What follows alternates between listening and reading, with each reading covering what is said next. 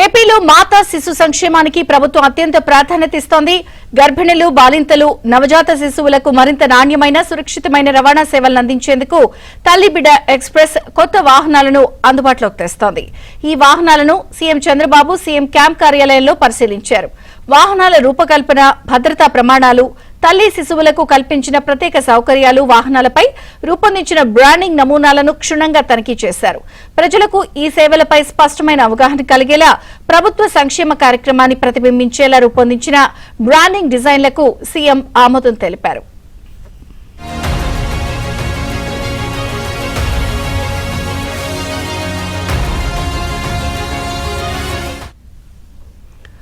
ప్రభుత్వ ఆసుపత్రుల్లో ప్రసవించిన బాలింతలు, నవజాత శిశువులు సహాయకులను ఉచితంగా వారి ఇళ్లకు చేర్చడం కోసం తల్లి బిడ్డ ఎక్స్ప్రెస్ ను తీసుకొచ్చారు. ఇందుకోసం రాష్ట్ర వ్యాప్తంగా 500 వాహనాలను వినియోగించుకున్నారు.